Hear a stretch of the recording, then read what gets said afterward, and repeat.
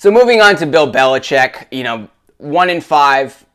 I'm not seeing much of a future here. I think, he's probably going to drop to 1-7, as mentioned, with the Buffalo Bills coming to New England and then going on the road to Miami.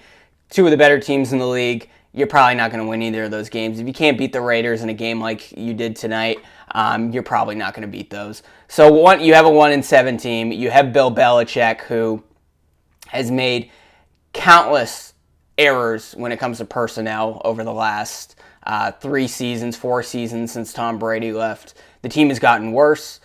He has not been a great GM. I'd say if you're going to keep him as head coach, which is, there's an argument there, and I'll make it in a minute. But if you're going to keep Belichick as head coach, at the very least, you have to demote him as GM. You tell him that, hey, this is not working out.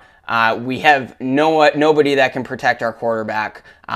We have no receivers, no weapons. You've done an okay job on the defensive side, but when it comes to actually selecting players, especially in the early rounds of the draft, especially in free agency, it hasn't worked out. Even when he spent in free agency, he brought in Hunter Henry. That worked out pretty well. He brought in Kendrick Bourne. It's kind of worked out okay, but Jonnu Smith, obviously not a great move. Juju Smith-Schuster, injured, no surprise. We get to see Jacoby Myers get another touchdown. A reliable slot receiver, Julian Edelman, Troy Brown type. Some guy he's going to cost basically the same thing that Juju would have cost. You still want to get rid of him for God knows what reason. There's so many other decisions. Drafting N'Keal Harry. I mentioned Devontae Parker hasn't worked out. Just having the opportunity to get DeAndre Hopkins basically at value this offseason, but because it wasn't quite the value you wanted, you let him go to Tennessee when the Patriots really showed no interest. That's the first thing. Belichick cannot be the GM anymore. You can argue he was a decent GM before. Tom Brady elevated the team. He was using old school football scouting methods that worked, but in today's game, you got to score 30 points a game to really have a shot to contend in this league. Patriots can't even score 20 points a game.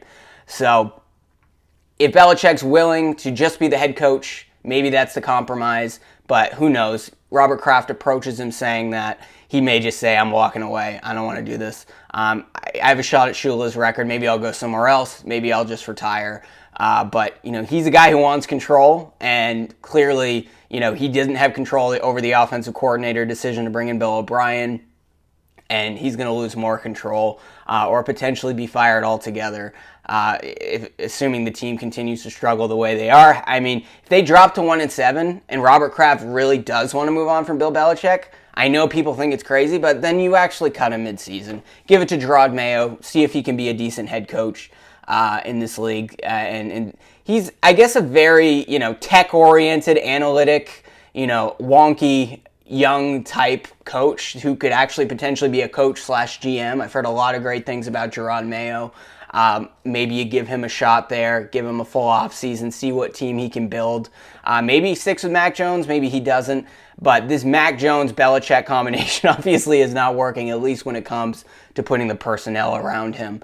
So we'll see what happens with Bill Belichick. And then once again, the Patriots fall into an early 10-0 hole. It's been the story since middle of last season. Nearly every game, except for when they played the Jets or when they played the Miami Dolphins with a backup quarterback last year, they fall into these massive holes, and then they have to spend the whole game coming back and coming up short down the wire, which is what happened today.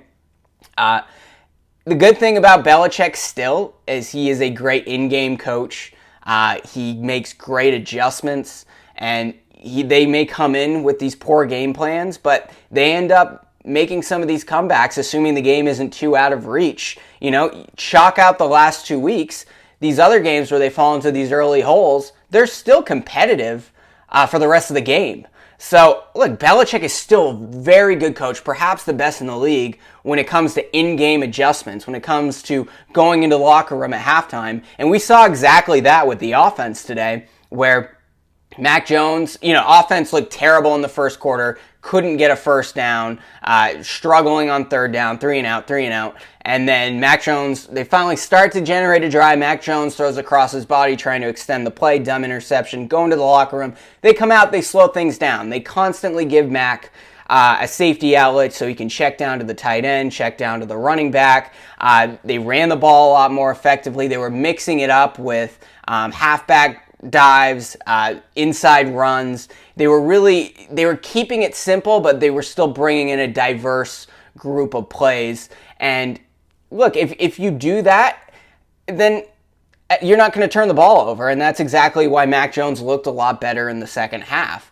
Now, the thing is, the reason you have a quarterback like Mac Jones is because he's accurate, he's smart, has a high IQ, can make great adjustments before the snap, and you can run a complex offense with a guy like that. If you're going to take out all the complexity, what is the point in having Mac Jones? If Mac Jones is going to make stupid turnovers like he continues to do, had one today, then there's no point in having him. So look, if you drop to 1-7, even though if you keep these games competitive against the Buffalo Bills, Miami Dolphins, if you're going to keep it simple, you put Malik Cunningham out there and see what happens with a mobile quarterback, since he doesn't have a lot of protection to begin with.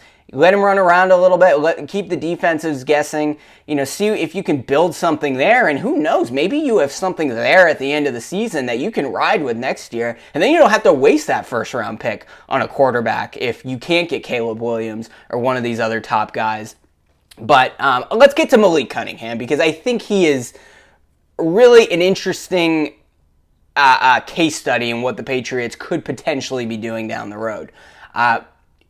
Heading throughout this week, it didn't look like Malik Cunningham would even be on the roster, the 53-man roster going into Las Vegas. He was kind of the scouting team quarterback. He's been playing at wide receiver.